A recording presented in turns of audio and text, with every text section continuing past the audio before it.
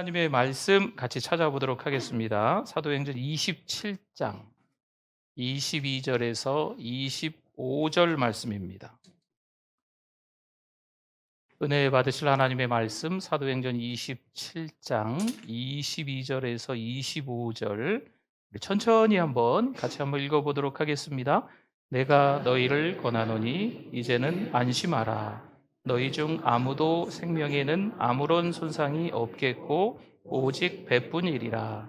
내가 속한 바 곧 내가 섬기는 하나님의 사자가 어젯밤에 내 곁에 서서 말하되 바울아 두려워하지 말라. 내가 가이사 앞에 서야 하겠고 또 하나님께서 너와 함께 항해하는 자를 다 내게 주셨다 하였으니 그러므로 여러분이여 안심하라. 나는 내게 말씀하신 그대로 되리라고 하나님을 믿노라. 아멘. 우리 옆에 분들 한번 보시고 우리 반갑게 우리 인사 나누시겠습니다. 잘 오셨습니다. 은혜 많이 받으세요.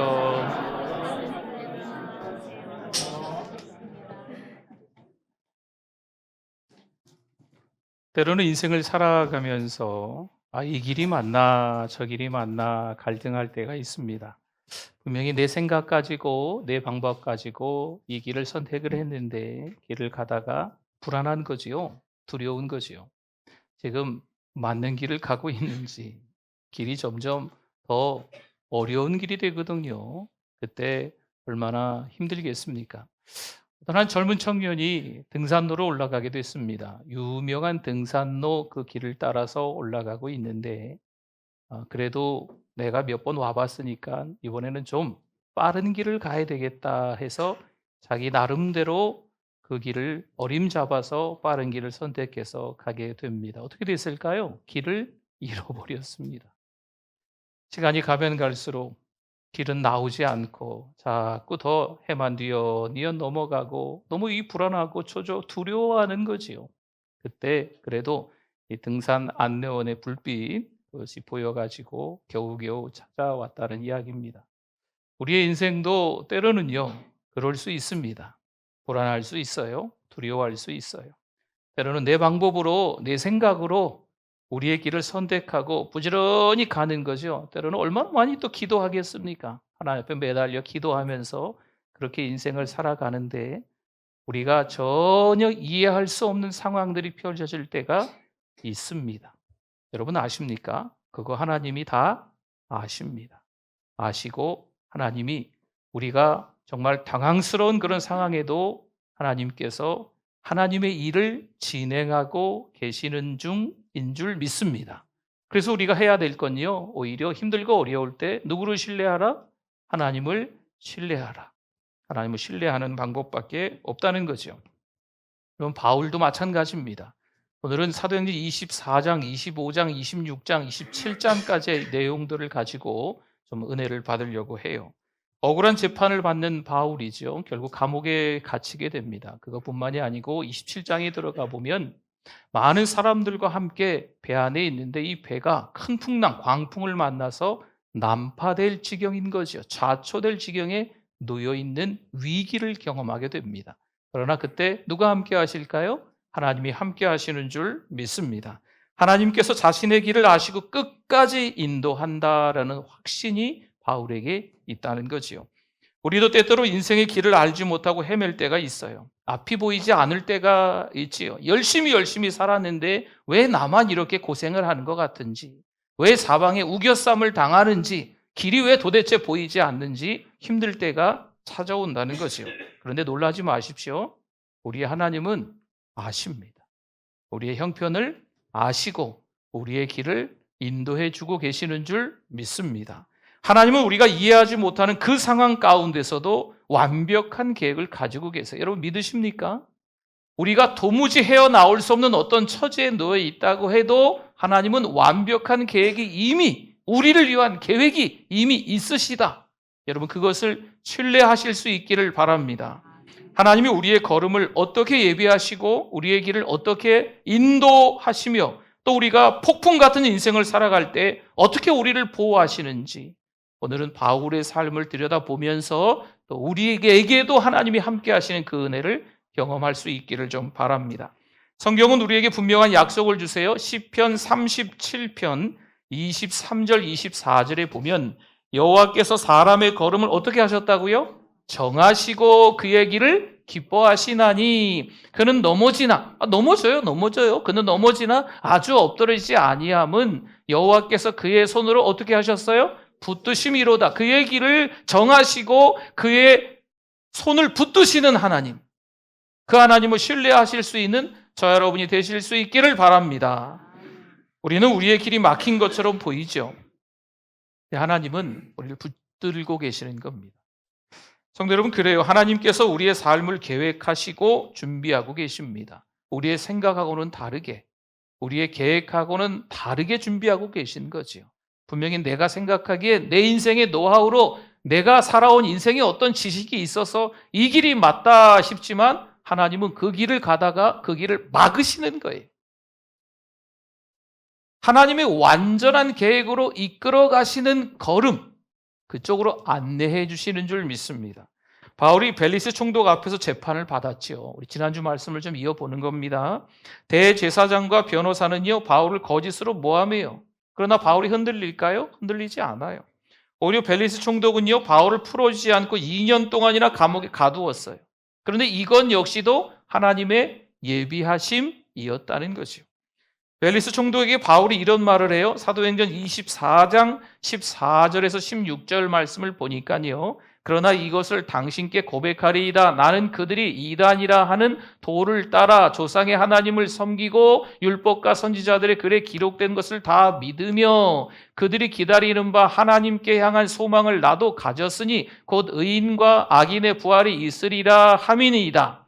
이것으로 말미암아 나도 하나님과 사람에 대하여 항상 양심의 거리낌이 없기를 힘쓰나이다. 아멘. 바울이 물론 지금 감옥에 있지만 여전히 그의 믿음을 고백하고 있습니다. 나도 하나님을 믿는다. 그리고 당신들이 이단이라고 했던 나무에 달린 자마다 저주를 받는다는 그 예수님을 나는 믿는다라고 담대하게 총독 앞에서 그의 신앙을 고백하고 선포하고 있는 장면인 겁니다. 이와 같은 원리는요, 요셉의 삶에서도 볼 수가 있습니다. 창세기 50장 20절에 보니까 당신들은 나를 해하려 하였으나, 이거 당신들이 누굴까요? 형들 얘기지 않습니까? 형들이 구덩이에 던졌잖아요. 결국은 미디안 장사꾼에게 팔아 넘겨서 애굽의 종으로 팔려갑니다. 그 애굽에서의 종 노릇하는 그런 삶, 감옥에 들어가는 삶, 참 만만치 않은 삶이었죠. 보십시오. 하나님은 그것을 뭐로 바꾸셨어요? 선으로 바꾸사 오늘과 같이 애굽의 총리가 되게 만드시지 않습니까? 많은 백성의 생명을 구원하게 하시려 하셨나니 아멘. 이건 하나님께서 요셉을 인도하신 거예요. 당장 눈앞의 현실은 구덩이 속이죠. 죽을 수밖에 없는 거예요. 가까스로 살아나왔는데 장사꾼에게 팔려가는 요셉인 겁니다. 그의 인생 참 비참하지요. 어떤 한 가정에 집사로 들어간 거죠. 여러 가지 집안일을 도맡아는. 근데 또 오해와 누명으로 감옥에 갇히는. 여러분 힘들어도 어떻게 그렇게 쉬지 않고 힘든지, 억울해도 어떻게 그렇게 계속해서 억울한지. 그러나 그 가운데서도 누구는 일하고 계시다고요? 하나님은 일하고 계시는 분인 줄 믿습니다. 결국 요셉을 통해서 그 가족들이, 아니 그 민족이 다시 일어나지 않습니까? 하나님은요, 계획하고 계신 거예요. 그 계획은 완전한 계획인 줄 믿습니다. 설교자의 설교자로 불리는 마틴 로이드 존스가 있습니다. 이 마틴 로이드 존스는 목사님이세요. 그러나 정식으로 신학을 배운 경험이 없습니다. 그가 이런 얘기를 해요. 설교자의 설교자인 그가, 믿음은 우리가 길을 볼 수 없을 때에도 하나님을 신뢰하는 것이다. 참 상황이 만만치 않지만 우리의 처지가 정말 끔찍할 정도로 참 어려운 처지가 됐지만 그럼에도 불구하고 하나님이 주권적으로 우리의 삶을 이끌어 가시는 걸 믿는 거, 이게 참된 신앙이다. 마틴 로이드 존스가 그런 이야기를 했어요. 얼마나 도전이 됩니까? 하나님은 우리의 길을 준비하셨고 우리가 걷는 모든 걸음을 인도하시는 줄 믿습니다. 여러분 젊다고 모든 일들이 잘 풀릴까요? 그렇지 않잖아요. 젊은 사람들 요즘 많이 고생합니다. 연세가 많이 드셨다고 이제 인생을 오래 사셨으니까 노하우가 있으니까 인생이 잘 풀릴까요? 사실 그것도 아니잖아요. 여러분 나이와 상관이 없습니다. 인생의 어떤 연한 어떤 노하우 이런 거랑 상관이 없어요. 우리의 어떤 생각, 우리의 어떤 주관 이런 거랑 상관이 없는 거예요. 하나님은 그 속에서 하나님의 일을 이끌어가고 계시는 줄 믿습니다. 맞습니다. 하나님께서는 우리가 가야 할 길을 정확히 아십니다. 바울은 벨릭스 총독 이후에 새로운 총독 베스도 앞에서도 똑같이 재판을 받게 됩니다. 사람들은 여전히 그를 죽이려 하지요. 하지만 바울은 스스로의 판단이 아니라 하나님의 인도하심을 따라 로마 황제에게 상소를 합니다. 로마 시민권자이기 때문에 지금 여기서 죽을 이유가 없는 거죠. 그래서 가이사를 만나겠다라고 상소를 하는 거예요. 자신의 길이 아니라 하나님께서 인도하시는 길을 따르려는 이 바울의 모습인 거죠. 바울은 베스도 총독과 아그리빠 왕 앞에서 이렇게 증언을 하는 내용이 있어요. 사도행전 26장 22절 23절에 보니까 제가 천천히 한번 읽어볼게요. 들어보세요. 하나님의 도우심을 받아 내가 오늘까지 서서 높고 낮은 사람 앞에서 증언하는 것은 선지자들과 모세가 반드시 되리라고 말한 것밖에 없으니 곧 그리스도가 고난을 받으실 것과 죽은 자 가운데서 먼저 다시 살아나사 이스라엘과 이방인들에게 빛을 전하시리라 함이니이다 하니라. 아멘. 잠언 3장 5절과 6절에도 한번 보면요. 너는 마음을 다해 여호와를 신뢰하고 내 명철을 의지하지 말라. 너는 범사의 글을 인정하라. 그리하면 내 길을 지도하시리라. 아멘. 바울 보세요. 지금 자신의 판단이 아니에요. 하나님께 맡기는 거예요. 범사의 글을 인정하며 하나님을 신뢰하면서 지금 총독이 있건 뭐 왕이 있건 상관하지 않습니다. 여러분 이 총독이나 지금 이 아그리빠 왕이나 지금 다 로마에서 임명한 사람들이에요. 총독은요 로마 사람이지요. 그리고 아그리빠 왕은 유대 사람이에요. 유대 사람. 그런데 로마에서 임명한 사람이지요. 이 사람들 앞에서 두려워 벌벌 떨지 않고 담대하게 자신의 신앙을 고백하는 바울의 모습인 거죠. 하나님께서 나를 인도하실 거야 라고 하나님을 어떻게 하고 있어요? 신뢰하고 있는 믿음인 거죠. 베스도 총독은요 바울을 로마로 보내야 해요. 왜냐하면 시민권자인 바울이 황제에게 상소를 했기 때문에 보내야 돼요. 보낼 때 서류 한 장을 적어서 보내야 되는데 죄목을 적어야 되는 거죠. 근데 뭐라고 적어야 될지 모르겠는 거예요. 그래서 지금 유대 사람인 이 헤롯 가문의 후손인 아그리빠를 불러서 이 아그리빠 왕에게 지금 조언을 구하고 있는 장면인 겁니다. 근데 바울은 아그리빠 왕 앞에서도 자신의 삶을 간증하며 하나님의 인도하심을 전하는 거죠. 다메섹 도상에서 예수님을 만난 그 순간부터 지금까지 하나님의 뜻을 따라 살아왔으며 앞으로도 그 길을 걸어갈 것이라고 확신하고 있는 지금 바울의 모습이 우리에게 참 도전이 되는 거지요. 사도행전 26장 20절에 보니까요. 노란 부분만 볼게요. 회개하고 하나님께로 돌아와서 회개에 합당한 일을 하라 전함으로 아멘. 지금 바울은요. 총독도 있고 아그리빠 왕도 있는 자리입니다. 이 두 사람은요. 물론 로마에서 임명한 사람들이지만 이 유대, 이 갈릴리 지역에서 막강한 권세를 자랑하는 사람이었어요. 그러니 이들의 말 한마디면 정말 큰 일이 일어날 수 있는 겁니다. 그런데 그런 거 두려워하지 않습니다. 총독 앞에서 아그리빠 왕 앞에서 담대하게 이야기하지요. 회심이 무엇인지 사명을 간증하면서 회개에 대해서 이야기하는 거예요. 여러분 회개 잘 아시죠? 회개는요. 단순히 후회하는 게 아닙니다. 단순히 뉘우치는 거 이게 회개가 아닙니다. 회개는 삶을 돌이키는 거예요. 인생을 바꾸는 거죠. 지금까지 내 방식대로 살아왔다면 하나님 앞에서 그것을 회개한다라고 하는 건 다시 인생을 유턴하는 거예요. 완전히 자기의 모든 것을 다 내려놓고 하나님의 뜻대로 살겠습니다라고 하는 게 이게 제대로 된 회개라고 하는 거죠. 평생 하나님의 인도하심을 신뢰했던 기도의 사람 조지 밀러가 이런 말을 했네요. 하나님의 뜻을 아는 가장 확실한 방법은 한 걸음씩 한 걸음씩 하나님을 신뢰하며 나아가는 것이다.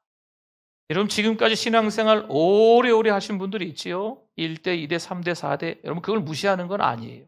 신앙생활을 지금까지 너무나 오래 해왔어요. 성경책을 너무 많이 읽었어요. 예배란 예배, 안 드린 예배가 없을 정도로 많이 예배를 드렸어요. 여러분 놀라지 마세요. 그럼 뭐 합니까? 막상 어려운 일이 닥쳤을 때 하나님을 떠나는데, 여러분 신앙이라고 하는 것은요, 그때 하나님을 또 경험하는 거예요. 우리가 전혀 이해할 수 없는 상황이 닥쳤을 때 그때도 성경을 읽는 거죠. 그때도 하나님을 찾는 거예요. 그때도 찬양하고 예배드리는 거지요. 그래서 한 걸음씩 나아가면서 우리의 신앙 속에서 하나님을 신뢰하는 거죠. 여러분 이게 참된 신앙인 거죠. 내가 오랜 세월 신앙으로 살아왔으니까 내 삶은 하나님이 책임져 주실 거야.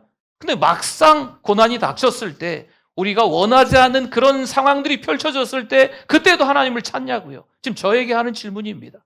여러분에게도 똑같은 질문을 드리고 싶어요. 여러분 그때도 하나님을 신뢰하실 수 있기를 바랍니다.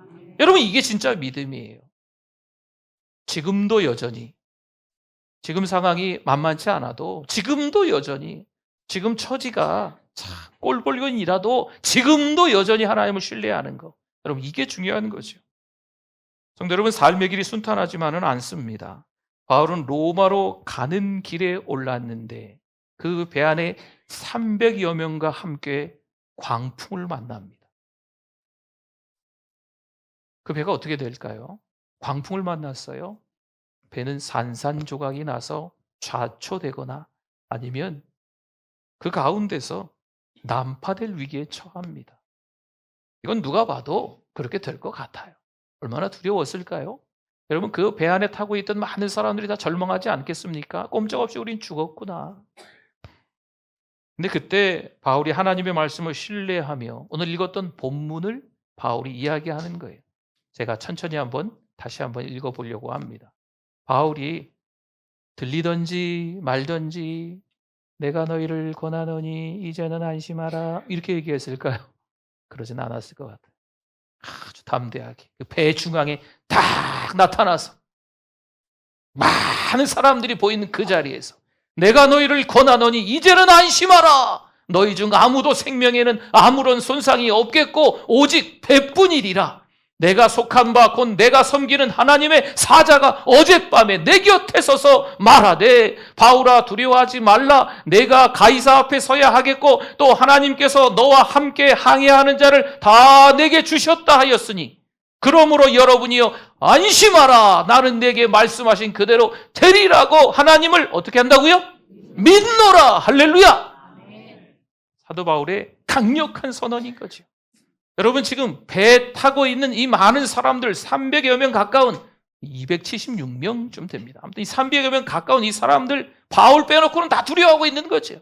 뭐 선장이고 선주고 선원이고 배 타고 있는 사람들이고 다 소용없는 거예요. 광풍에 얼마나 무섭겠어요. 딱한 사람. 바울이 이렇게 담대하게 선포하는 거죠. 바울의 이러한 담대한 선포는요, 하나님을 신뢰했기 때문에 나오는 거예요. 눈에 보이는 환경이 중요한 게 아니죠. 당장 눈앞에 이 파도가 얼마나 무섭겠어요? 그러나 그거 보는 게 아니에요. 보이지 않는 하나님의 약속을 신뢰한 바울인 줄 믿습니다. 이사야 41장 10절 말씀이에요. 우리 잘 아시는 말씀인데 같이 한번 읽어보겠습니다. 두려워하지 말라.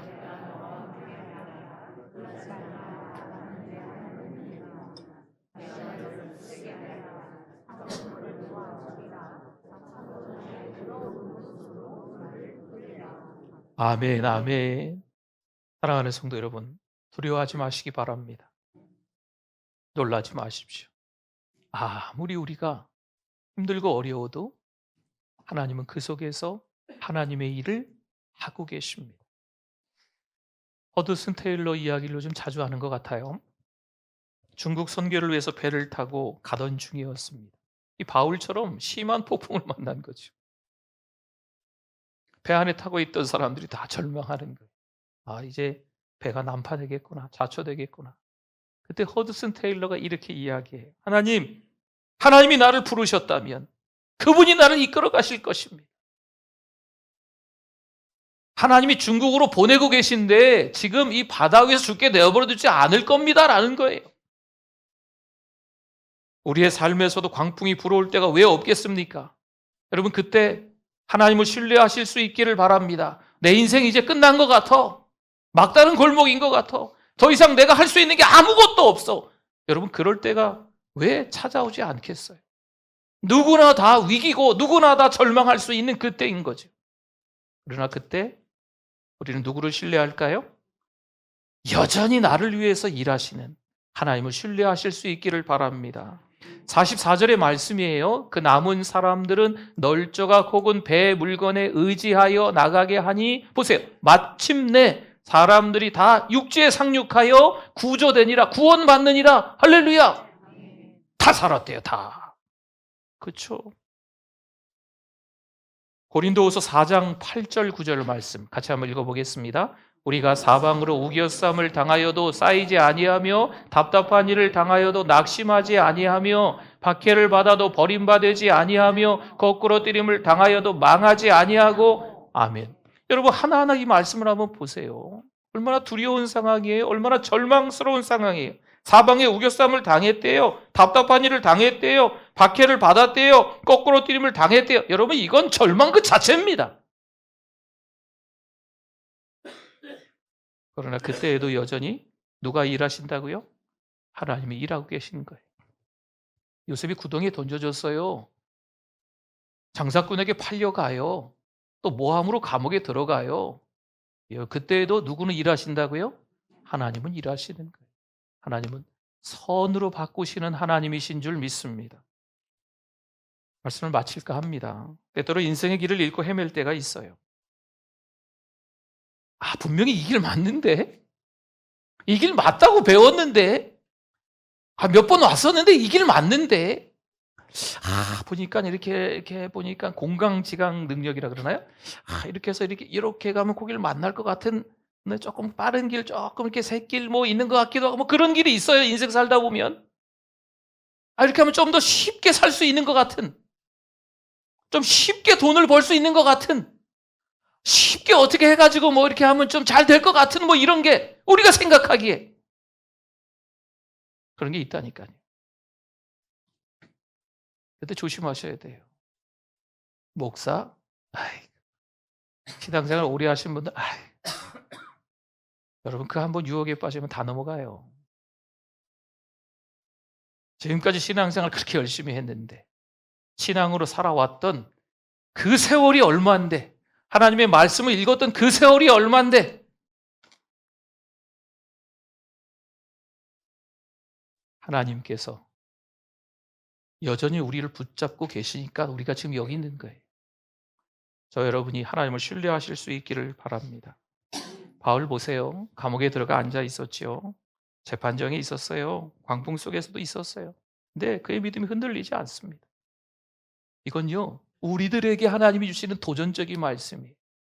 우리는 감옥 안 들어갈까요? 감옥이라 그래서 어디 이렇게 교도소 이런 것만 생각하지 마세요. 우리도 아무것도 할 수 없는 감옥과 같은 상황이 있잖아요. 억울한 누명을 쓰고 자기 변호를 해야 되는, 말도 잘 못하는데 그런 재판정에 있을 때가 있지 않습니까? 이건 꼼짝없이 광풍 가운데 아무것도 손쓸 수 없이 이건 죽었다, 절망하게 할 수밖에 없다, 이런 상황이 바울처럼 왜 없겠어요? 그때에도 우리는 누구를 신뢰해야 된다? 하나님을 신뢰하실 수 있기를 권면합니다. 하나님만 바라보실 수 있기를 주님의 이름으로 부탁을 드립니다. 이사야 30장 21절에 보니까요, 너희가 오른쪽으로 치우치든지 왼쪽으로 치우치든지 내 뒤에서 말소리가 내 귀에 들려 이르기를 이것이 바른 길이니 너희는 이리로 가라 할 것이며. 아멘. 여러분, 우리 생각 말고 하나님의 말씀에, 하나님의 음성에 귀 기울일 수 있기를 바랍니다. 하박국 3장 17절 18절 선지자의 고백이에요. 워낙 유명한 말씀이고 이 말씀만 읽어도 막 힘이 되는 말씀이에요. 같이 한번 읽어보겠습니다. 비록 무화과 나무가 무성하지 못하며 포도나무에 열매가 없으며 감람나무에 소출이 없으며 밭에 먹을 것이 없으며 우리의 양이 없으며 외양간에 소가 없을지라도. 18절 말씀, 나는 여호와로 말미암아 즐거워하며 나의 구원의 하나님으로 말미암아 기뻐하리로다. 아멘, 아멘. 어떤 목사님을 부흥회 좀 모셨더니 이 목사님이 갑자기 시작하면서 그러시더라고요. 여러분 혹시 지라도를 아십니까? 지라도가 뭔가 했더니 이 말씀이 이 말씀. 없을 지라도. 네. 그 지라도 말씀을 잘 알아야 되더라고. 이것도 없고 저것도 없고 저것도 다 없을지라도 여호와로 인하여서 기뻐해야 될 줄 믿습니다. 그렇죠. 낙심하지 맙시다. 길이 보이지 않을 때에도 하나님의 손길을 신뢰하는 저와 여러분이 되실 수 있기를 바랍니다. 오늘 본문의 25절 맨 끝에 그거죠. 그러므로 여러분이 안심하라. 나는 내게 말씀하신 그대로 되리라고 하나님을 믿노라. 아멘. 기도하겠습니다. 오늘 말씀 생각하면서 주여 한번 부르짖고 기도하겠습니다. 주여 하나님 아버지 감사합니다. 어려운 상황을 주셔서 감사합니다. 억울한 상황도 만들어 주셔서 감사합니다. 오히려 그때 하나님의 일하심이 있는 줄 믿습니다. 하나님께서 우리의 생각 말고 나의 생각, 하나님의 생각을 바라봐라 하시는 말씀인 줄 믿사오니 하나님을 의지하고 살아갈 수 있는, 하나님을 신뢰하고 살아갈 수 있는 우리들 되게 하여 주시옵소서. 하나님 아버지 은혜를 감사합니다. 오늘도 예배드리며 은혜로운 말씀 듣고 하나님께서 우리에게 하시는 메시지가 무엇인지 깨닫게 하시니 감사합니다. 하나님을 신뢰하며 살아갈 수 있는 우리의 상황과 형편이 되게 하여 주시옵소서.